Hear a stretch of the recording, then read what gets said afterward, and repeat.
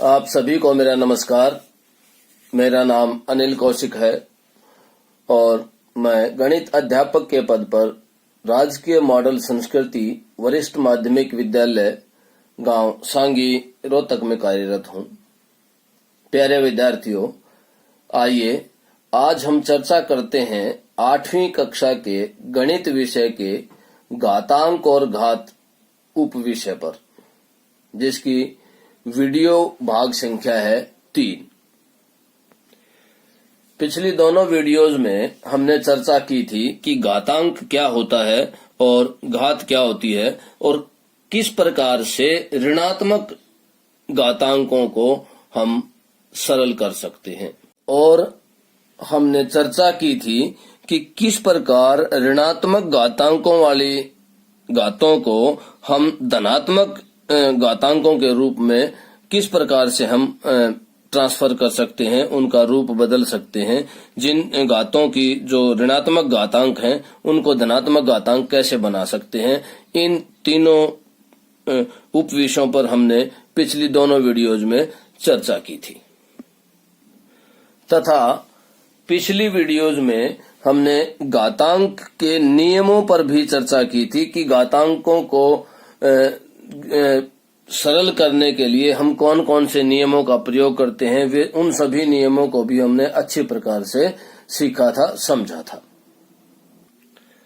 आइए अब हम चर्चा करते हैं कि घातांक के उन्हीं नियमों को प्रयोग करके किस प्रकार से क्वेश्चन हम हल कर सकते हैं। एक विशेष प्रकार का क्वेश्चन हम देखते हैं। जैसा कि आपको स्क्रीन पर क्वेश्चन दिखाई दे रहा है, m का मान ज्ञात कीजिए जिसके लिए 5 की घातांक m भाग में 5 की पावर -3 बराबर है 5 की पावर 5। तो इस प्रकार के क्वेश्चन को हम घातांकों के नियम के अनुसार किस प्रकार से हल करेंगे, आइए इस पर चर्चा करते हैं। सबसे पहले हम देखते हैं कि जो दोनों घातें हैं उनके बीच में डिवीजन का साइन है, भाग का चिन्ह है। तो भाग जब आधार बराबर होता है तो भाग और दोनों घातों के बीच में भाग होता है तो शक्तियां जो है वो घट जाती हैं।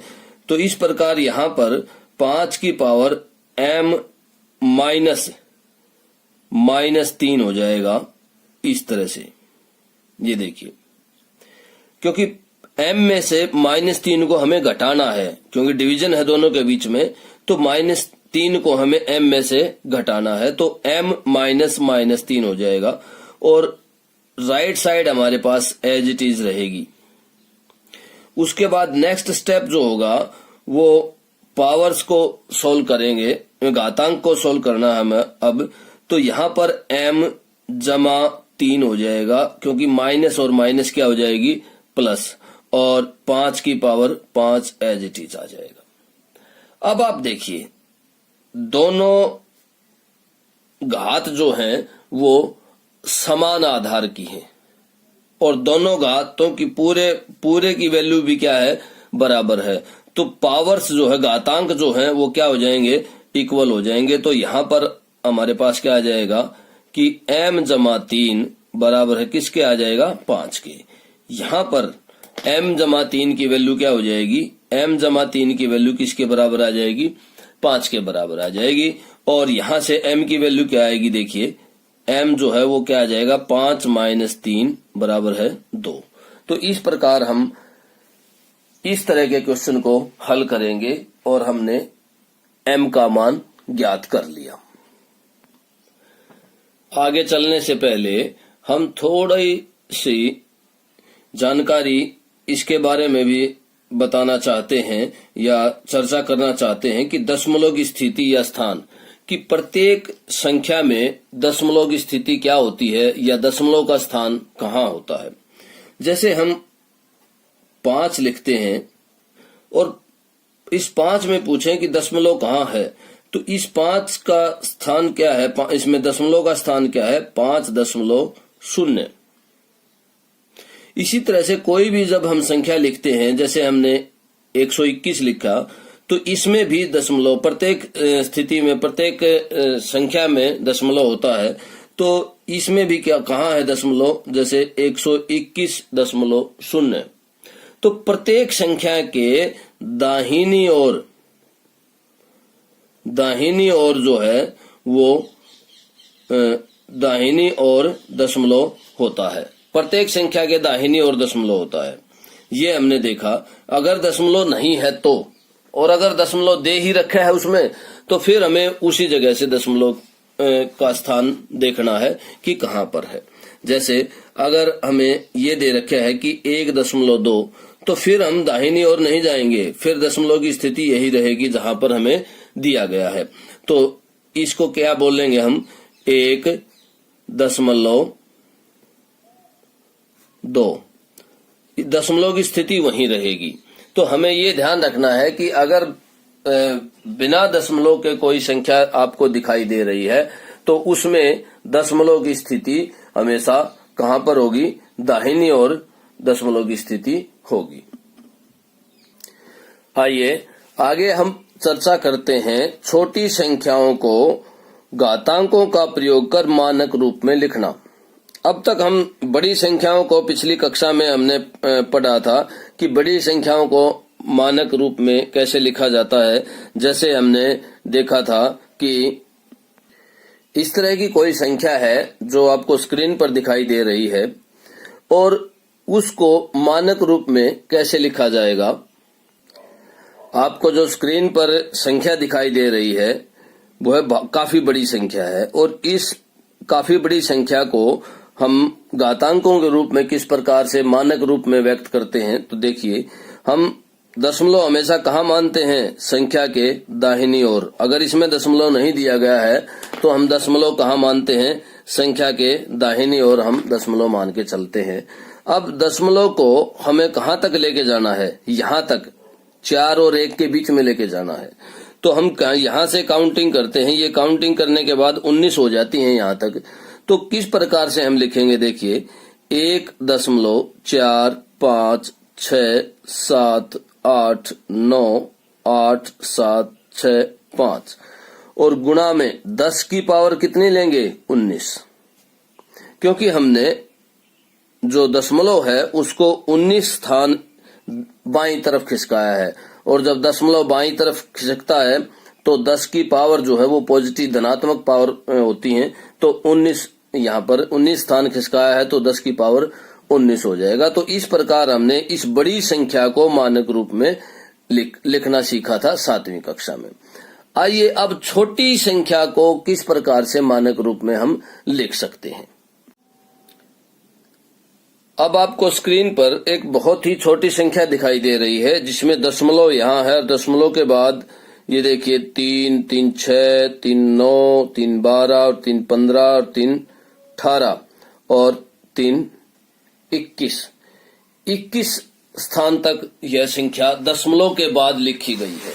तो यह बहुत छोटी संख्या है, क्योंकि इस 0 का स्थान भी 0/10 है, फिर 0 ये 1/100 से गुणा हो जाएगा यहाँ, फिर 1/1000 से। तो इस तरह से मतलब ये 10वां हिस्सा, ये 100वां हिस्सा, फिर ये 1000वां हिस्सा। तो इस तरह से आप देखिए कि यह संख्या बहुत छोटी है।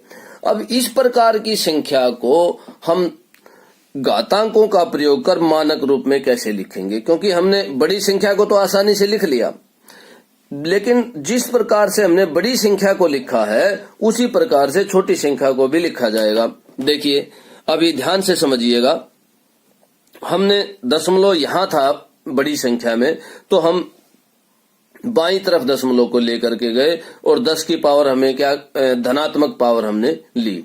लेकिन अब दशमलव पहले ही बाईं ओर है तो हम उसको दाहिनी ओर लेकर जाएंगे, और दाहिनी ओर लेकर जाएंगे तो दशमलव की जो पावर है वो ऋणात्मक हो जाएगी, नेगेटिव हो जाएगी। और अब देखिए, हमें दशमलव कहाँ लेकर के जाना है, दशमलव यहाँ है, दशमलव की स्थिति यहाँ पर है, और दशमलव हमें 4 और 5 के बीच में लेकर के जाना है, क्योंकि मानक रूप में लिखने के लिए एक बाईं तरफ, दशमलव के बाईं तरफ भी एक संख्या जरूर, एक स्थान जरूर रहना चाहिए। तो देखिए, हम दशमलव को यहाँ से इधर काउंटिंग करके 4 और 5 के बीच में हम लेकर आएंगे। तो देखिए 3, 3, 6, 3, 9, 3, 12, 3, 15 और 3, 18, 18 और 1, 19, 19 स्थान दशमलव दाहिनी ओर गया है। तो किस प्रकार से हम लिखेंगे, देखिए 4.56 गुणा 10 की पावर -19। ये ध्यान से देखिए, उसमें 19 स्थान बाईं ओर गया था तो इसलिए पॉजिटिव पावर आई है, और यहां दशमलव दाहिनी ओर गया है तो नेगेटिव पावर आई है। तो आपको सिर्फ यही बात ध्यान रखनी है कि बड़ी संख्या को लिखते हुए दशमलव दाहिनी तरफ जा रहा है या बाईं तरफ जा रहा है, मानक रूप में लिखते हुए सिर्फ उसी का ध्यान रखना है कि दशमलव दाहिनी तरफ या बाईं तरफ किस तरफ जा रहा है। जब बाईं तरफ जाता है तो 10 की पावर क्या हो जाएंगी, पॉजिटिव धनात्मक पावर आएंगी जितने भी स्थान वो जा रहा है। और अगर दशमलव दाहिनी तरफ जा रहा है तो 10 की जो पावर है वो क्या होगा, घटती चली जाएंगी, नेगेटिव पावर हो जाएंगी, और जितने स्थान तक आगे दाहिनी तरफ जाएगा उतनी ही नेगेटिव पावर आ जाएगी। हाँ, मानक रूप में लिखने के लिए विद्यार्थियों को एक विशेष बात का ध्यान रखना है यहाँ पर कि मानक रूप में लिखने के लिए जो दशमलव हम मानक रूप में लगाते हैं उससे बाईं तरफ एक संख्या जरूर होनी चाहिए, एक स्थान जरूर रखना है हमें।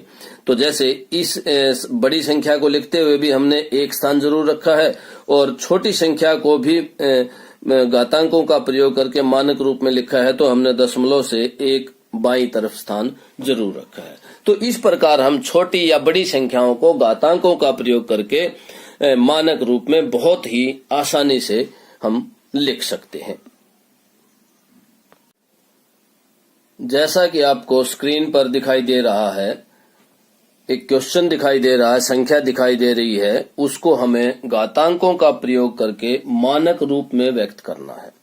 तो देखिए, इसमें दशमलव कहां पर है, ये दशमलव का स्थान है यहाँ इन दोनों शून्यों के बीच में, और हमें लेकर कहां जाना है, हमें एक स्थान दशमलव से बाईं तरफ जरूर रखना है। तो हमें 8 और 3 के बीच में दशमलव को लेकर जाना है। तो देखिए 1, 2, 3, 4, 5, 6, 7, 8 और 9, इन दोनों के बीच में दशमलव लेकर जाना है। तो 8 तक हमने 9 संख्याएं गिनी कि दशमलव को 9 स्थान हमें दाईं ओर लेकर जाना है। तो इस प्रकार हम मानक रूप में इसको कैसे लिखेंगे, 8.37 गुना, अब हम दशमलव को दाहिनी ओर लेकर गए हैं तो पावर जो है वो ऋणात्मक आएंगी।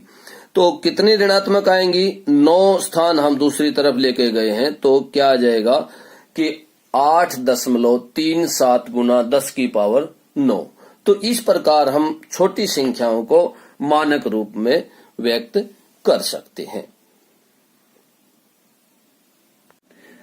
प्यारे विद्यार्थियों, जैसा कि आपको स्क्रीन पर दिखाई दे रहा है, आइए एक एक्टिविटी करते हैं छोटी सी, जिसमें हमें 4 संख्याएं दी गई हैं, A, B, C, D, जो 4 पार्ट दिए गए हैं। उसमें उन चारों में से हमें संख्या का मानक रूप, जो सही में मानक रूप है, वो हमें देखना है कि कौन सा है, वो छांटना है कौन सा है कि मानक रूप कौन सा होगा। तो देखिए, चारों ऑप्शंस पर अलग अलग चर्चा करते हैं। देखिए, पहले ऑप्शन पर जब हम चर्चा करते हैं, मानक रूप देखते हैं, तो क्या पाते हैं कि जो दशमलव है वो यहाँ पर है, और होना कहाँ पर चाहिए, 9 और 7 के बीच में दशमलव होना चाहिए, तो ही वो संख्या मानक रूप में होगी, क्योंकि हमें एक स्थान दशमलव से बाईं तरफ छोड़ना होता है। तो हमारा ए ऑप्शन भी क्या है, मानक रूप में नहीं है। इसी तरह से हम चर्चा करते हैं, पहले अब डी ऑप्शन पर चर्चा करते हैं। एक बार डी ऑप्शन देख लेते हैं कि क्या वो मानक रूप में है। नहीं, क्यों, क्योंकि इसमें दशमलव लगाया ही नहीं गया, तो डी ऑप्शन भी हमारा कैंसिल हो गया है। अब सी ऑप्शन पर चर्चा करते हैं कि क्या ये मानक रूप में है। दशमलव तो बिल्कुल सही जगह पर है, लेकिन इसको मानक रूप में घातांकों के रूप में नहीं लिखा गया, तो हमारा सी ऑप्शन भी गलत है, नहीं है, मानक रूप में नहीं है। अब आते हैं बी ऑप्शन पर। इसमें देखते हैं कि क्या यह संख्या जो मानक रूप के लिए मापदंड है सभी पूरे करती है। तो देखिए, दशमलव का स्थान देखते हैं। दशमलव जहां पर लगाया गया है उसके बाईं ओर एक स्थान रखा गया है, बिल्कुल ठीक है।